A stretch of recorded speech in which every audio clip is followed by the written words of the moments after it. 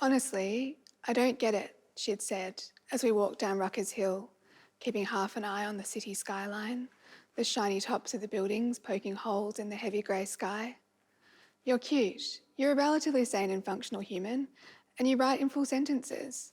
Why aren't you getting anywhere? Get stuffed, I'd said grumpily. We'd had various iterations of this conversation 100 times. I was cold, should have taken a jacket cold, and I was keen to get inside the theatre. You don't know what it's like looking femme. People always assume that I'm straight. You're the ultimate cliche. You've never gone more than 6 months without a girlfriend, and when we're together, everyone flirts with you and ignores me. You're like a reverse wingman. It's harder to flirt now that the heteros have taken over our aesthetic. I concede that, she'd said, nodding in mock seriousness. But maybe take it up a notch and you'll get there. Get an asymmetrical haircut and an undercut. Start wearing a Penny Wong for PM lapel pin. Really lean into it. She cracked up at her own hilarity, and I pushed her into the traffic light pole. By the end of that night, she was gone. We met at uni when she knocked on the door of 210B, just as I'd unpacked several boxes of books and started plugging in my computer. I didn't realise I was supposed to be sharing the office with another PhD student. Well, this is intimate, Mim had said, taking in the dimensions, lack of window and singular PowerPoint. This is what happens when arts gets lumped into the same funding pool as engineering, you see. I know we don't bring in any money, but won't somebody think of us poor suckers trying to make a career in humanities? I wanted to be annoyed, but I couldn't help smiling. Our friendship grew out of the proximity and the shared experiences of wrangling students through various undergrad subjects every semester while trying to remain enthused about our research. Whenever students emailed to ask questions or to spin a story for an extension, she'd make them come in person. "Welcome to our glorious hovel," she'd exclaim, sweeping them in. "One day, if you work hard, you too could become a valued cog in the modern university machine." They were terrified of her and in love with her. We all were.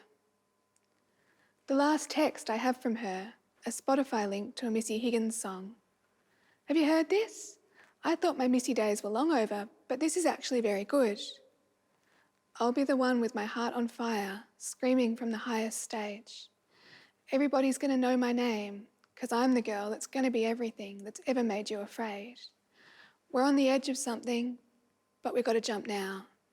We're on the edge of something, possibly beautiful." Her research was on women in public space. Every year, she'd issue a challenge to her gender studies undergrads. Walk down High Street, on the left obviously, and force yourself not to yield to any man walking on the wrong side. Count how many of them bumped straight into you. Any street, actually. Feminist action research, friends. Don't let them make you small. Hold your ground. In 2015, when a teenage girl was killed while walking through her local park in broad daylight at 4 p.m. in the afternoon, much was made of the fact that she was wearing headphones. The top homicide cop said that women should be careful and not walk alone. Mim was ropeable. She organised a protest and thousands of us marched down Burke Street, silent, with our headphones in. The police commissioner made a blundering apology. What he meant was, it's not that women shouldn't be able to, it's just the world we live in. What burned most was the infuriating passivity of it and the onus being placed on us, yet again, to just give in and get out of sight because that's just the way things are. It was early in 2021 and we'd been pulled back into lockdown and far more people were dying of COVID, especially overseas. A friend in the UK, who we'd met at a conference years ago, had just posted a tribute to her 25-year-old sister on Facebook.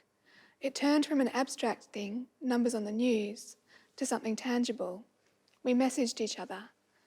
"Did you see that post, Charlie's sister? Yeah, how awful.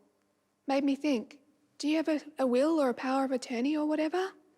No, of course not. Those are for real adults. Do you? Nah. I hereby bequeath you my total assets, aka about 20 grand in super and a crappy laptop. Goodness, I'm honoured. Seriously though, if it happens, no churches, priests or hymns at my funeral, okay? Agreed. and no black. Huh, that might be difficult for our crew. Cremation or burial? Cremation, I guess. Is that the more eco-friendly option? Who knows? I want to be scattered into the ocean, FYI. Okay, noted. Don't let them use any pics of me from my pink hair phase, please. How about you don't die, and then the photos can stay hidden? Yeah, seems reasonable. What a time. On the night, a phone call from an unknown number, a brisk tone, words spoken but not absorbed, more questions than answers. Yes, I am her emergency contact. We're friends, close friends. Are you sure? Can I see her? In the news the next day, the story was of a death of a young woman in the inner northern suburb of Northcote as she walked home from the local cinema, and a police appeal for any dash cam or CCTV footage that would help them to locate the driver. In court, she became the deceased, the victim of a crime neatly laid out in an agreed statement of facts. It did not tell the story of who she was, only of what had been done to her by yet another man who refused to share space. What I urge the deceased woman's friends and family to understand, the judge said during the sentence, is that this is not a justice process, but a legal one, and those are often very different things. In the weeks and months since, she has become a character in the telling and retelling of a story, compressed more each time for my own sanity, one that always starts with, she was just trying to get across the road. We honoured Mim's wishes. The messages that had previously seemed morbid proved to be useful. No churches, priests or hymns, I said to the others. Instead, on a weekend in late spring, 4 carloads of us drove to Blanket Bay and camped, sharing stories and wine around the fire. On the Sunday, we walked along the cliffs and dropped her ashes into the waves. At the place where she died, a small clay statue sits by the traffic lights, glazed in a deep crimson. A woman in profile, mid-stride, with her fist in the air.